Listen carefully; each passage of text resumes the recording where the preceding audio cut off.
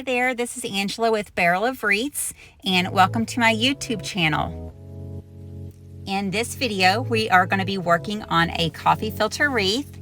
I am going to list all of the items that I use down in the description, and if you have any questions, please feel free to leave a comment with your questions, and I will answer those for you. So let's get started. Okay, I'm going to confess, I do not fold my coffee filters. I twist them around, as you see in the video, on an Allen wrench. My husband has a whole assortment of different sizes, and I have actually stolen them because they come in handy with many of my wreaths. So you're going to twist the coffee filter around your Allen wrench or a large Sharpie or a marker. It doesn't matter. I just like for it to be a little large on the end. That way it leaves a good space between each coffee filter. So when you twist, this is almost like you are pumping, I would say, your child's artwork or a float. You're going to pump, if you know what I'm talking about. I don't know if many of you know what pumping is, but you're going to just twist the coffee filter around that utensil and dip the end of it into your glue pot. I do not use a glue gun at this point. I am using a glue pot, and I don't turn it on super high. You want it high enough that the glue sticks to the coffee filter, but you don't want it so high that it is super runny. And I always start in the center of my foam frame. So we're going to speed this up a little bit and go around the inside. And as you can see, I'm going from side to side as I'm placing the coffee filters.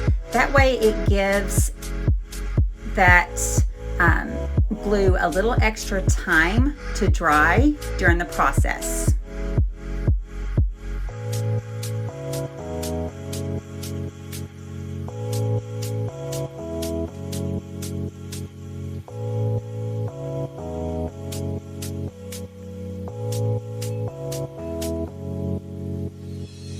Okay, so now that that portion is finished, I am going to do the same thing around the outside of the frame.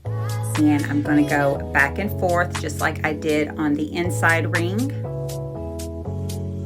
I do press slightly hard. I don't press so hard that my tool goes through the foam, but I press hard enough and leave it on there long enough for it to start drying.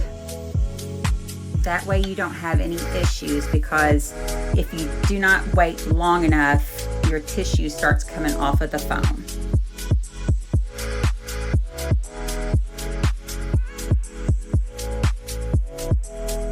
And as you can see, I'm actually going to go to the other side of the first one I placed, so it'll give the one on the right hand side time enough to dry. Also want to make sure that your utensil that you're using and the coffee filter is laying flat against the table. That way when you go to hang the wreath, you do not see the foam. It is flat against the door. All right, we're going to speed this up again.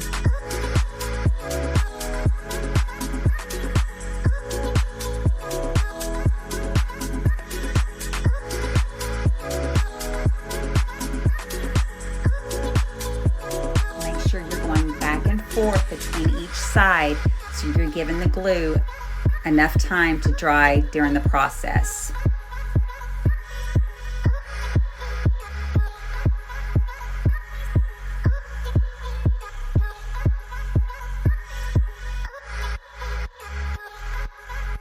All right, we're adding in the last piece, and I didn't mention at the beginning, this is actually the back side of your coffee filter.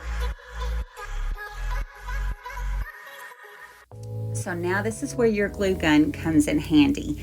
You are going to go around all of those coffee filters you just put on and put an extra layer of glue because this is your base layer. You want to make sure that they are stable. If you have any that look like they're fixing to pop off, just make sure to put a little bit extra glue and try to reattach those. This is your time to adjust and to fix any errors that you see in the base.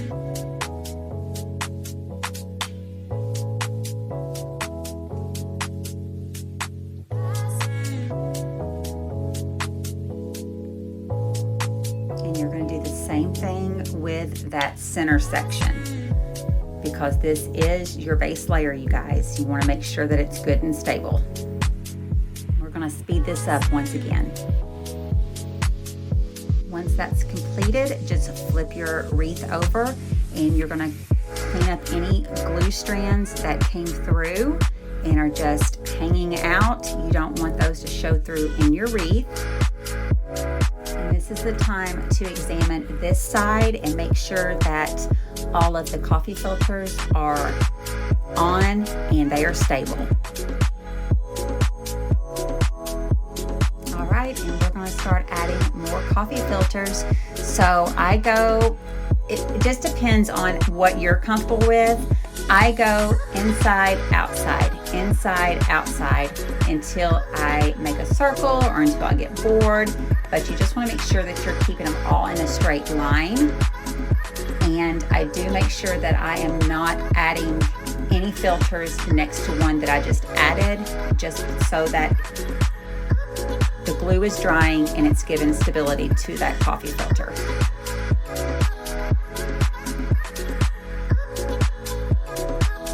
You'll notice in the video that some of the lighting changes while I am creating these wreaths. And for that reason is because it normally takes me about 8 hours total to complete one of these. And sometimes I will start working on them as soon as I get home at night. I'll lay it to the side and I'll work on it the next day.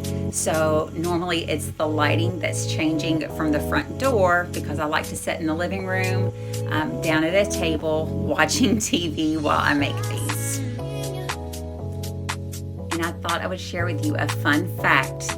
It takes around 1,000 of these coffee filters to complete one wreath for the size frame that I have.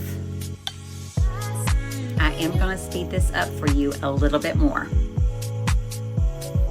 As I was working on this, I was trying to be really focused on making sure to stay within the camera frame, and it's just such a big piece that it gets lost. And I am really bad about being on top of my wreaths to look and see where I'm placing the coffee filters. So I apologize for stepping out of frame on a few of the videos. And they are fun to make. And Terry and I enjoy making them together, especially when I have several orders. He will sit down and help me finish one wreath. We both work on one side and go back and forth on getting everything glued in. All right, now that we've got all of that completed, we are going to take our scissors. You want to make sure that you have a good sharp pair, just because the filters can be difficult to cut into. And you're just going to lay it flat against the wreath and just clip off anything that is sticking up further than the other coffee filters. Also take this time to kind of examine the wreath and make sure that there's not any holes or bald spots, and I make adjustments, or I'll glue more pieces into those areas just to make it look full. So we're now going to use our white chenille stems and we're going to cut them down to size. This is going to go on the back of the frame, and it's going to help the customer to be able to hang their wreath, as well as hang any ribbon bundles that they might have and want to use to decorate it with. And of course, I couldn't help but go back and just make sure that everything was trimmed well. On these foam frames, there is a seam, and I always try to glue the stems on each side of the seam. I think in my mind it makes me feel a little better thinking that it will hold if something was to happen. But I do not have a specific size stem that I use. I just look and see and make sure that it is below the coffee filters. And I'll make my indentions, and then I'm going to take another but smaller Allen wrench and poke the holes a little bit deeper. Add a little bit of glue to each end of your stem and just insert it into those 2 holes.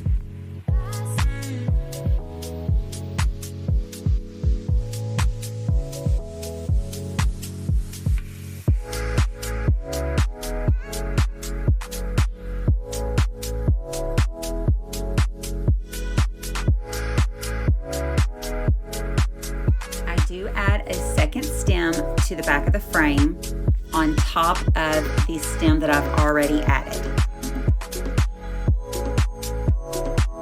So you're going to make this one a little bit longer. This is the stem that they're going to use to hang their ribbons with.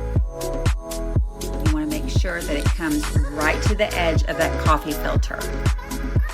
This is helpful for the customers that use ribbon bundles, because if you didn't add it, most likely they would add it to a coffee filter, and that would just end up tearing the wreath apart. We're going to do the same process, make a couple of small indentions, and then we're going to use our Allen wrench to make the bigger holes.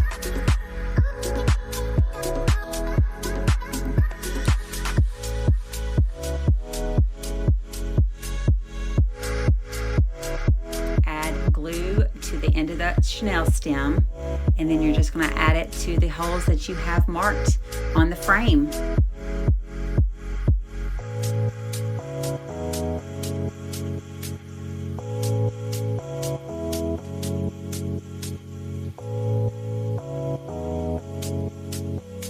And you just want to let those dry for a few minutes just to make sure that they're stable. Sometimes I'll take that Allen wrench and I will kind of help to push those chenille stems down further into the foam if I do not think that they're down in there far enough to be stable.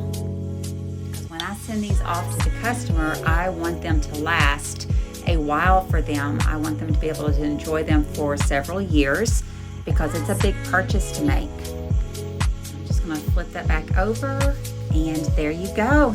Let me know what you guys think in the comments, and let me know if you're going to make one. Please make sure to like, share, and save the video. Thanks so much, guys.